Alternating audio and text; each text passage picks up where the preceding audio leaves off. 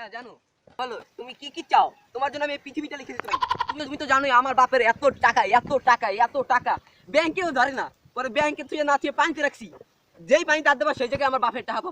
অতএব তুমি পৃথিবীর কি চাও? তোমার পৃথিবীও এনে দিতে পারি। তুমি কি কি চাও? চাঁদ, সূর্য, গ্রহ, চন্দ্র কি চাও? তোমাকে সবই এনে দিতে। কি সূর্য চাও? ঠিক আছে, জান আমি তোমার জন্য সূর্য এনে দেবো, কোনো বিষয় না। সূর্য তো এই হাতের মুহূর্তে করে চলে আসছে।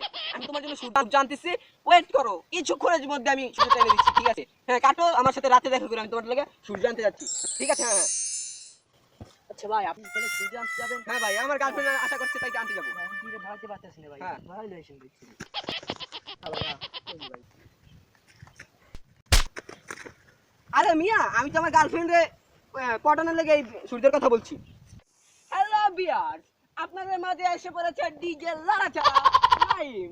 তো এখন আপনাদের মাঝে আছে মিস্টার শাওন লারাচারা বেগম। তো এখন আপনাদের মাঝে আসছে এই টিভির নাম হলো মিস্টার লারাচারা টিভি।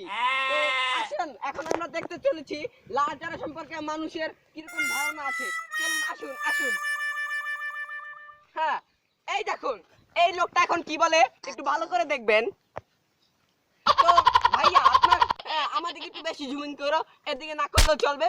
হ্যাঁ ঠিক আছে ভাইয়া, আপনার এই লাচার সম্পর্কে কিছু ধারণা আছে? একটু লড়েন চলেন আর বলেন, একটু কিছু বলেন স্যার।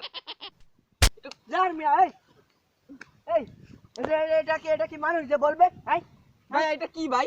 এটা তো কলা গাছ ভাই।